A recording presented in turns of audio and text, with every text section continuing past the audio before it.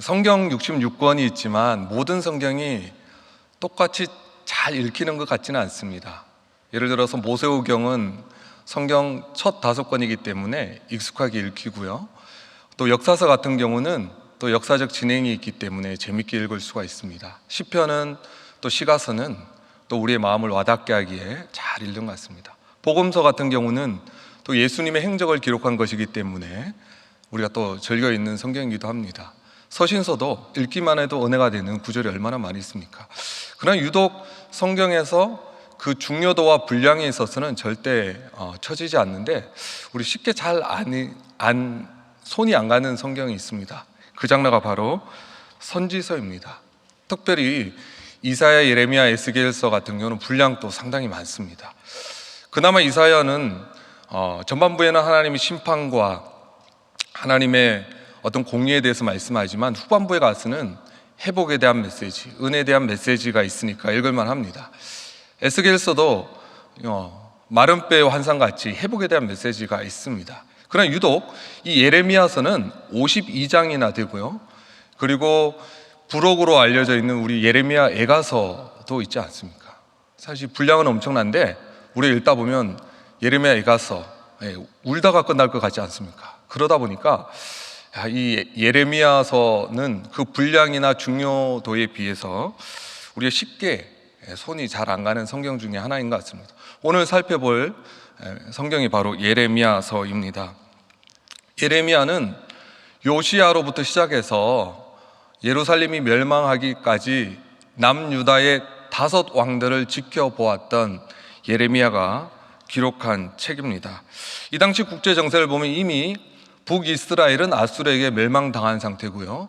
그리고 아수르, 바벨론, 애굽과 같은 그 중건동의 패권 국가의 틈바구니 속에서 이리 쳐이고 저리 치이면서 쉽지 않은 사역을 감당해야만 했습니다. 아마도 예레미야 선지자가 활동했던 그 때가 이스라엘 역사상 가장 험난하고 어려웠던 때가 아닌가라고 생각을 해볼 수가 있겠습니다. 예레미야는 주전 587년에 예루살렘이 비참하게 함락되고 남아있던 이스라엘 민족들이 비참하게 바벨론의 포로로 붙잡혀 가는 것을 두 눈으로 똑똑히 목격해야 했던 선지자였습니다. 유다 민족에게는 일어날 수 있는 최악의 상황이 한꺼번에 다 일어난 것이죠. 예레미야는 그 험난했던 시대 가운데 끝까지 견뎌내야만 했던 선지자였습니다. 기도하고 말씀을 전하고 또 그 말씀을 전하는 것 때문에 고초를 당하고 협박당하고 맞서 싸우면서 말입니다. 외부로부터 오는 폭풍과 같은 험난한 고난과 위협을 견뎌내야만 했고 내면에서는 어떤 일이 있었을까요? 끊임없이 솟아오르는 회의감, 불신감, 이해되지 않음이라고 하는 자기 자신과도 싸워야만 했습니다. 그런 예레미야가 적은 글이 바로 예레미야서입니다. 지금 우리는 전 세계적인 전염병으로 한치 앞을 볼 수가 없고 어디를 봐도 소망을 말하기 참 어려운 시대를 살아가고 있지 않습니까? 우리는 마치 구한말처럼 우리도 여전히 강대국들 틈 사이에서 정치 외교적으로도 깨어 있어야 하는 시기입니다. 개인적인 삶은 어떻습니까? 경제적으로나 정신적으로나 영적으로나 참으로 어려운 시기를 우리는 통과하고 있습니다. 이러한 시기를 살아가는 우리에게 예레미야서는 참 시의적절한 메시지로 다가옵니다. 예레미야 선지자의 삶과 그의 메시지를 통해서 어려운 시대를 살아가는 그리스도인들이 어떻게 생각하고 어떻게 기도하고 그 시기를 어떻게 헤쳐나가야 하는지에 대한 적합한 도움을 바로 이 예레미야서를 통해 얻을 수 있기 때문입니다. 오늘 본문을 통해서 예레미야 선지자의 생애 전반기에 있었던 사건 하나를 살피면서 교훈을 얻고자 합니다. 오늘 본문 12장 1절에 보면 예레미야가 주와 변론할 때라고 하면서 시작합니다. 이 변론이라고 하는 단어를 개역 성경에서는 쟁변이라고 하는 단어를 사용하는데요. 쟁변이라고 하는 단어의 뜻은 다투어 변론하다라고 하는 것입니다. 재판장이신 하나님을 향하여 뭔가 해결되지 않은 문제를 가지고 나아가는 것을 의미합니다. 뭔가 주님 앞에 따질 것이 있다는 것입니다. 그러면 왜 예레미야는 주님께 따지듯이 질문하고 있을까요? 오늘 본문을 이해하기 위해서는 오늘 본문의 배경이 되는 11장을 살펴보아야 합니다. 11장 18절에서 23절을 보면 예레미야가 당한 일에 대한 설명이 등장합니다. 무엇보다도 예레미야를 공격하고 예레미야를 공경에 빠뜨렸던 사람들이 어느 지역 사람인지 나오는데 바로 아나돗 사람입니다. 그렇다면 아나돗 사람들은 누구일까요? 놀랍게도 아나돗 사람들은 예레미야의 고향 사람들입니다. 예레미야서 1장 1절에 보면 예레미야를 소개하면서 베냐민 땅 아나돗의 제사장 힐기야의 아들이 바로 예레미야라고 소개하고 있기 때문입니다. 예레미야를 미워하다 못해 심지어 살아있는 자의 땅에서 끊어버리자라고 그 이름을 기억되지도 못하게 하자라고 들고 나왔던 사람들이 바로 자신의 고향 사람들이었습니다. 여러분, 일반적으로 고향 사람들은 웬만하면 같은 편이 되어줍니다. 선거철에도 보면 정치인들이 자기가 태어나서 자란 땅에서는 웬만하면 지지를 받지 않습니까? 우리도 낯선 지역, 타향에 가서 동양 사람, 내가 나고 자란 지역 근처에서 같은 시간들을 보냈던 누군가를 만나면 바로 친근감을 느끼고 얼마나 반가운지 모르는 것입니다. 그만큼 기본적으로 사람들은 고향 사람들에 대해서만큼은 기본적으로 동질감과 소속감을 느끼기 마련입니다. 그런데 왜 예레미야가 나고 자랐던 예레미야의 어린 시절을 함께했던 친지, 친척, 친구들이 있었던 그 아나돗 사람들이 왜 예레미야를 죽이려고 했던 걸까요? 11장 21절 말씀에 보면 여호와의 이름으로 예언하지 말라라고 말하고 있습니다. 다른 것도 아니고요, 예레미야가 하나님의 말씀을 받아서 하나님의 말씀으로 예언하고 말씀을 전했다는 이유만으로 그렇게 고향 사람들에게 협박당하고 살해 위협을 당할 때 예레미야 입장에서는 하나님께 나가서 따지고 싶은 거죠. 하나님, 제가 하나님의 소명을 받아 하나님의 말씀을 전했는데 다른 사람들도 아니고 나의 친지, 친척, 나의 어린 시절을 기억하는 친구들이 저를 죽이려고 위협하고 있습니다. 하나님, 어찌 된 일입니까? 라고 따지고 싶은 일은 충분히 우리가 이해할 수가 있습니다. 12장 1절부터 시작하는 예레미야가 하나님께 변론하는 핵심은 이것입니다. 하나님, 저는 하나님의 전지전능하심, 하나님께서 우리의 왕이시고 우리를 통치하신다라고 하는 사실을 믿어 의심치 않습니다. 우주 만물을 하나님 홀로 통치하시는 분이십니다. 그러나 이해되지 않는 것이 있습니다. 분명 하나님은 선한 자를 평안의 길로 인도하시고 악한 자, 패역한 자를 심판하고 벌하시는 하나님이신데 지금 제 눈앞에 펼쳐지고 있는 상황은 전혀 그렇지 않은 것 같은데 어찌 된 일입니까? 하나님, 해명 좀 해보십시오. 이렇게 답답한 심정을 토로하고 있는 것입니다. 예레미야가 겪고 있는 상황은 시편 1편에서 말하는 복 있는 사람의 모습과 악인의 모습을 말씀하는 것과 맞지 않는 것 같습니다. 분명히 복 있는 사람은 시냇가에 심은 나무가 철을 따라 열매를 맺은 같이 그의 삶이 형통해야 하고, 악인의 삶은 바람에 겨가 나는 것 같이 망해야 하는 것이 정상인데 자신의 눈앞에 펼쳐지는 현실은 정반대가 펼쳐지고 있었다라고 하는 것입니다. 요약하자면 이렇습니다. 하나님의 전지전능하심, 하나님의 주권을 의심하지는 않지만 하나님이 선하신 것도 알겠습니다. 그러나 적어도 내가 지금 처한 삶의 환경과 현실 가운데서 하나님이 선하시다라고 하는 것은 제가 인정하지 못하겠습니다라고 고백하는 것입니다. 그래서 예레미야는 하나님께 나아가 기도로 탄원하고 있습니다. 3절을 보면 과격한 요청을 합니다. 죽일 날을 위하여 그들을 구별해 달라라고 하는 말은 죽여주십시오라고 하는 말입니다. 4절 말씀에는 언제까지니까? 라고 때를 묻고 있습니다. 뭘까요? 하나님, 나중 언젠가가 아닙니다. 바로 지금 심판하셔야 합니다라고 하는 거죠. 여러분, 나중에 언젠가 하나님의 때가 되면, 심판날이 되면 하나님이 심판하시리라고 하는 공의의 하나님에 대해서 저는 알고 있고 이해하고 있습니다. 그런데 그것만으로 위로가 안 됩니다. 지금 내 눈앞에서 하나님 바로 역사하셔서 악한 자를 심판하시고 선한 자가 형통하게 되는 것을 내 눈으로 보게 해 주십시오라고 하나님 앞에 요청하고 있다라고 하는 것입니다. 예레미야의 하나님을 향한 항의를 들으면서 공감하시는 분이 많으실 것입니다. 예레미야 시대와 별다를 게 없는 악한 이 시대를 살아가면서 예레미야와 같은 의심, 이해되지 않음, 또 이런 질문을 던질 때가 있기 때문이죠. 갑자기 등장한 코로나로 인한 경제적 타격, 건강의 타격, 신앙생활을 타격을 받고 있는데, 우리가 코로나 시작 때부터 그렇게 코로나를 종식시켜달라고 간절히 기도했는데 아직도 기도 응답이 되지 않는 현실도 너무나 이해가 안 되고, 정치적으로 경제적으로 혼란스럽고 나라와 민족과 이 모든 돌아가는 상황을 봐도 그것을 지켜보는 것만으로 고통스럽고, 개인적으로 주님을 위해서 제대로 살아보려고 순종하려고 한평생 그렇게 노력하며 살아왔는데, 내가 20년, 30년 동안 우리 가정을 위해서 기도한 그러한 기도 제목들이 쉽게 응답되지 않는 것 같은 현실도 받아들이기 어렵고, 내가 뭘 잘못한 거 없는 것 같은데 하는 일마다 족족 안 되고 어려운 일이 생기고, 근데 하나님을 무시하고 하나님을 섬기지 않는 악인들은 그냥 일이 형통한 것 같고 일이 잘 되는 것 같은 이런 모순된 현실에 접하게 될 때, 하나님의 공의가 어디 갔습니까? 하나님 정말 선한 분 맞습니까? 라고 우리는 예레미야와 같은 항의가 우리 마음속에서 솟구칠 때가 있다라고 하는 것입니다. 시편 73편에 보면 아삽이라고 하는 사람도 악인이 도리어 형통하고 선인이 고난받는 현실을 보면서 영적 침체에 들어가서 낙심하는 장면이 등장합니다. 그때 아삽이 얼마나 낙심했던지 이런 말까지 합니다.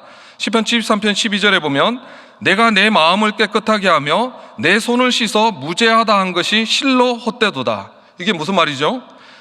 이럴 줄 알았으면 나도 막 살아버릴 걸 그랬습니다. 하나님, 제가 그렇게 하나님 말씀에 순종하며 살려고 했던 것이 무슨 의미가 있습니까? 라고 그렇게 답답한 심정을 토설하고 있는 것입니다. 그렇다면 이런 예레미야의 답답한 마음, 항의에 대한 하나님의 답변은 무엇이었을까요? 우리 본문 12장 5절 말씀을 우리 함께 읽어보도록 하겠습니다. 12장 5절 말씀 함께 읽겠습니다. 시작.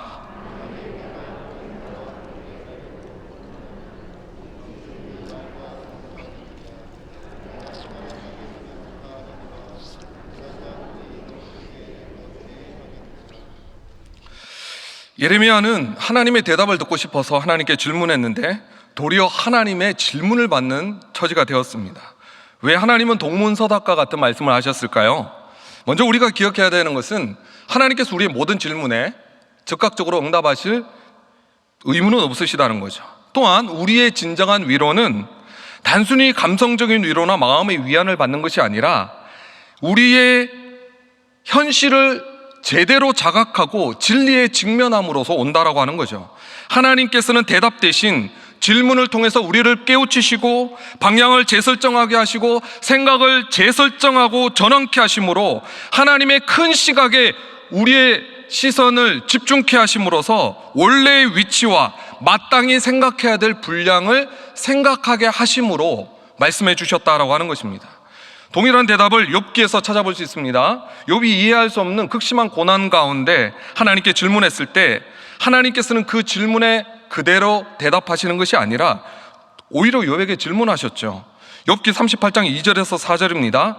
무지한 말로 생각을 어둡게 하는 자가 누구냐? 너는 대장부처럼 허리를 묶고 내가 내게 묻는 것을 대답할지니라. 내가 땅에 기초를 놓을 때 네가 어디에 있었느냐? 이것이 욥기의 결론 부분에 하나님이 처음 등장하셔서 욥에게 말씀하셨던 질문이었습니다.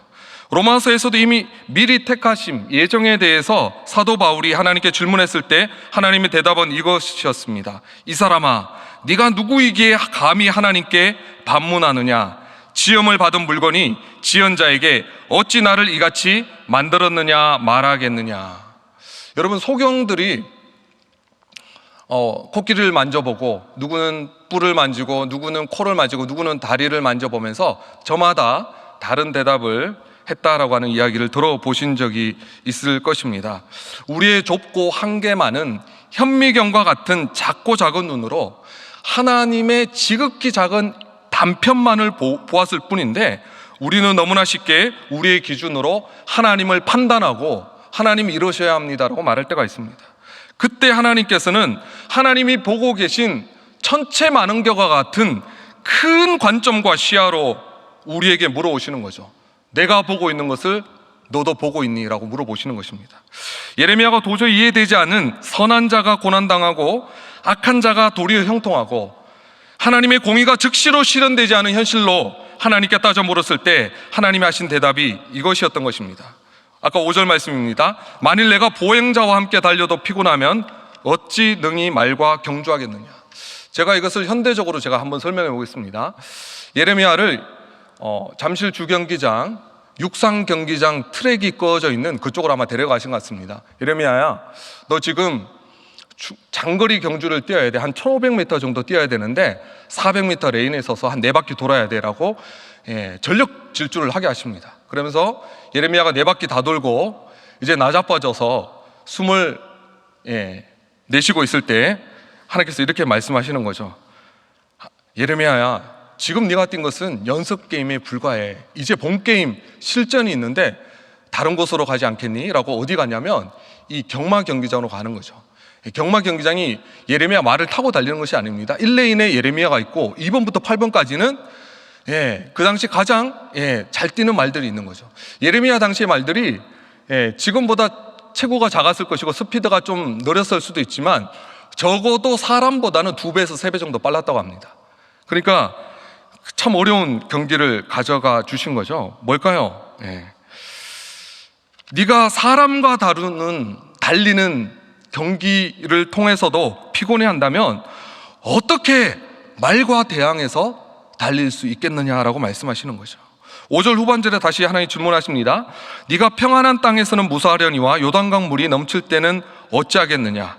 이 본문을 다른 번역본으로 보면 이렇습니다.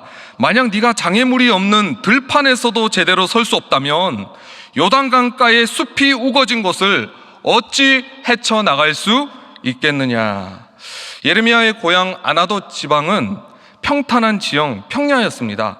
그런데 그런 평탄하고 굴곡이 없는 지역에서도 실족하고 넘어질 정도라면 요단강이 넘실대는 우깃대의 정글과 같은 그 험난한 지형을 통과할 수가 없다라고 말씀해 주시는 것입니다. 하나님께서 이렇게 예레미야에게 말씀하신 의도가 무엇일까요? 예레미야 개인에게 비춰보자면 예레미야의 앞으로의 사역이 단순히 아나돗 지역과 같은 작은 지역에 한정 지어진 것이 아니라 나중에는 왕 앞에 서게 될 것이고 바벨론과 애굽과 국제적으로 그의 사역이 확대될 것이기 때문에 예레미야야, 이제 시작에 불과하단다. 아직 시작도 안 했단다라고 하나님께서 말씀하신 것이라고 볼 수 있을 것입니다. 지금은 아나돗 사람들 때문에 죽을 만큼 힘들지만 실제로 예레미야는 아나돗 사람들 정도가 아니라 왕들 앞에 서서, 이방 왕들 앞에 서서 하나님의 말씀을 담대히 전해야 했던 더 크고 더 귀한 사명을 감당해야 했던 선지자였습니다. 그래 하나님 말씀하신 것은 이것입니다. 지금도 상황이 좋진 않지만 최악은 아니다라고 하는 것입니다. 오늘 당하는 고난을 내일이 오기까지 참고 인내해야만 했던 것입니다. 우리 중 누구라도 예레미야처럼 삶의 고난과 이해되지 않은 현실 때문에 낙심하고 우울하고 답답해할 수 있습니다.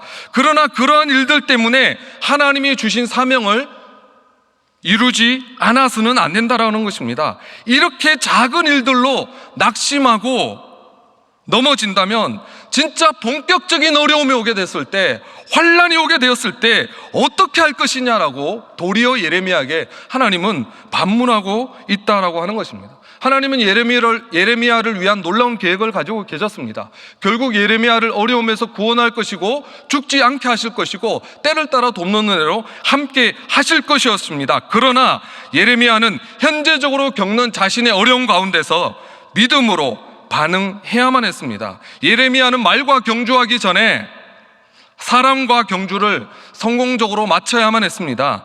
요단강이 넘실대는데도 건너가야 됐기 때문에 아나돗과 같은 땅에서는 뛰어가야만 했던 것입니다.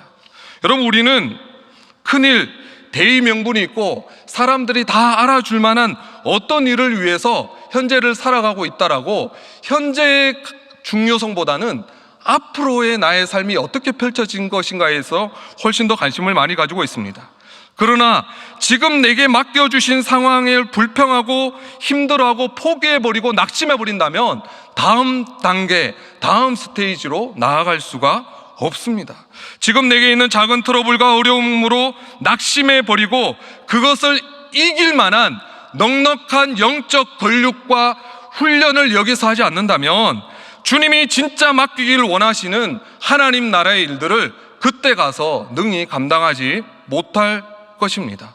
주님을 위해서 큰 일을 감당하기 위해서는 지금 내게 있는 작은 일이라도 주님이 맡겨주신 일이라면 넉넉히 감당하는 데서 시작해야 하는 것입니다. 여러분, 하나님의 우리 인생을 향한 기대치는 우리가 생각하는 것보다 훨씬 높습니다. 오죽하면 사도 바울은 그리스도의 장성한 분량까지 너희 안에 하나님의 형상이 이루어지기까지 내가 해산하는 수고를 한다라고 말씀을 전했겠습니까? 그래서 우리는 하나님의 기대치에 맞게 우리 인생을 바라보는 훈련을 해야 하는 것입니다. 여러분, 우리는 그저 형통하고 아무 일 없이 잘 살기 위해 부름받지 않았습니다. 만약 형통하고 아무 일 없이 살아가는 것만이 우리 인생의 목적이라면 성경에 나오는 수많은 하나님께 쓰임받았던 하나님의 사람들은 실패한 인생을 살아간 것입니다. 고난 없이, 복음을 위한 고난과 하나님의 사역을 감당하는데 저항 없이 살아갔던 하나님의 사람들은 성경에 등장하지 않기 때문입니다. 예레미야에게 주신 하나님의 말씀이 시적절한 이유는 지금 우리가 코로나 시국을 2년째 살아가면서 아마도 마지막 때가 10년 정도 앞당겨진 시대를 살아가기 때문입니다. 앞으로 코로나 변종 바이러스가 계속 등장할 것이고 몇 년을 주기로 코로나 팬데믹과 같은 그런 현상이 반복될 수 있다는 예측, 앞으로 마스크를 벗을 수 없고 결코 코로나 전으로 돌아갈 수 없다라고 하는 전문가들의 예측이 우리에게 주는 절망감과 낙심감은 참으로 큽니다. 그래서 우리는 예레미야에게 주시는 하나님의 말씀을 우리에게 주시는 말씀으로 들을 수 있어야 하는 것입니다.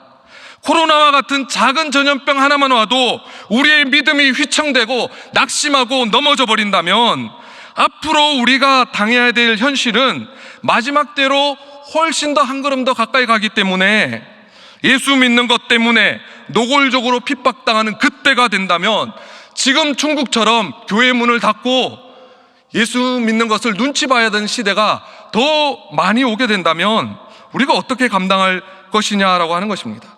누가복음 2장에서 시몬이라고 하는 사람이 성령의 지시를 받아서 메시아를 보기 전에는 죽지 아니하리라고 하는 계시를 받아서 인생 말년에 마침내 아기 예수를 품에 안으면서 이런 고백을 합니다. 대주제여, 이제는 나를 놓아주시는도다. 평생 자신의 인생을 붙들은 하나님의 말씀이 이제는 이루어졌기 때문에 죽어도 여한이 없다라고 하는 것입니다. 시몬이 자기 인생을 어떻게 바라보았습니까? 고난 없고 평탄한 삶, 형통한 삶이 아니라 하나님의 말씀이 붙들려서 그 말씀이 이루어졌기 때문에 이제는 죽어도 여한이 없다라고 하는 거죠. 내가 좀 고생하더라도, 형통치 못한 삶을 살더라도 나를 통해서 하나님의 말씀이 이루어지고 성취되는 삶을 살아가고 있다라면 하나님이 보시기에 가치 있는 인생이 된다라고 하는 것입니다. 마지막으로 이해되지 않는 어려움으로 주님께 질문하는 예레미야에게 하나님께서 하신 말씀은 오늘 읽지는 않았지만 오늘 본문 다음 말씀인 12장 7절부터 말씀입니다. 이 말씀을 통해서 하나님 자신의 마음을 예레미야에게 전수해 주십니다. 예레미야야, 너 고향 사람 아나도 사람들 때문에 너무 마음이 힘들지?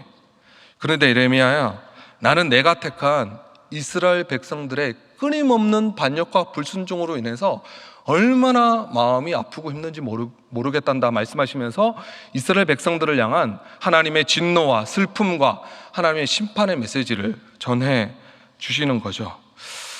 그러자 예레미야가 어떤 대답을 했는지는 등장하지 않습니다. 아마 욥처럼 입을 다물었던 것 같습니다.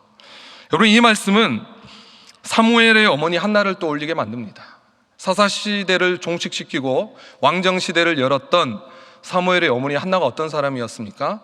브린나에게는 자식을 주시고 자기에게는 자녀를 주지 않았기 때문에 얼마나 원통하고 마음이 어려웠던지 하나님의 성전에 가서 술 취했다고 오해받을 정도로 간절히 기도했을 때 아마 하나님께서 이렇게 계시해 준 것 같습니다. 한나야, 너 자녀가 없는 현실 때문에 너무 고통스럽고 힘들지?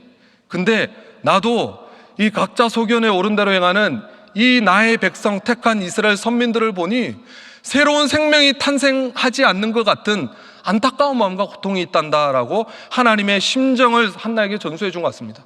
이 하나님의 심정과 통하게 되자 한나에게 어떤 일이 났습니까? 그렇게 어렵고 힘들게 낳았던 사무엘을 기꺼이 하나님께 기쁨으로 바쳐 드리는 거죠. 그래서 이 사무엘이 하나님께 귀하게 쓰임 받았지 않습니까? 여러분, 예레미야처럼 이해되지 않는 현실 앞에서 기도해 보지만 답답하고 변함가 없는 답답한 환경과 상황 속에 처해 있는 분들이라면 이 예레미야 12장 1절 말씀처럼 여러분, 하나님의 이름을 부르면서 하나님 앞에 나아가시기 바랍니다. 12장 1절 보면 예레미야는 여호와 하나님의 이름을 부릅니다. 여러분, 아버지의 이름을 부르는 것이 기도의 시작입니다. 그리고 억울한 일이 있고 원통한 일이 있으면 어찌하여 하나님 왜 그렇습니까? 라고 물어보시기 바랍니다. 주여 말씀하옵소서, 주의 종이 듣겠나이다, 이것만이 기도가 아닙니다. 때로는 이해되지 않은 것 때문에 탄원하며 하나님 어찌 된 까닭입니까? 왜 그렇습니까? 라고 물을 수 있습니다. 또 언제까지입니까? 하나님 언제까지 기다려야 하겠습니까? 하나님의 때가 언제 당도하겠습니까? 라고 때에 대해서 묻는 것도 기도가 될 수 있다라고 하는 것입니다. 그렇게 하나님께 나아가 부르짖을 때 하나님께서 오셔서, 여러분, 이 예레미야와 한나에게 말씀해 주셨던 하나님께서 이 시대적 아픔에 눈뜨게 해 주실 것 같습니다. 이 나라와 민족의 아픔, 우리가 이 코로나 때문에 불편하는 것 이상으로 하나님께서는 자신의 사랑하는 백성들에게 코로나를 허락하셔야만 하는 하나님의 고통이 있지 않겠습니까? 그 고통에 동참케 하심으로써 단지 나의 개인의 고통과 고난에 머물지 않고 하나님의 심정에 동참해서 나라와 민족과 하나님께서 이 시대를 어떻게 바라보시는지 하나님의 아픔에 동참하게 되는 중보 기도자로 세워진다면 그것이야말로 이 시대, 코로나 시대를 잘 살아가는 가장 귀한 일이 될 것입니다. 여러분은 그저 그런 사람으로 부름을 받지 않았습니다. 용사로 부름을 받았습니다. 이 시대를 하나님 마음, 이 시대와 하나님 사이에 서서 이 나라와 이 민족을 불쌍히 여겨달라고 하나님 마음을 백성들에게 전수하고 이 시대를 위해서 하나님께 탄원하는 중보기도자로 여러분을 불러주셨습니다. 여러분의 고통을 가지고 예레미야처럼 탄원하는 기도를 통해서 주님의 마음을 전수받으시고 또 주님께 쓰임받으시는 귀한 여러분들 되시기를 주의 이름으로 축복합니다. 기도하시겠습니다.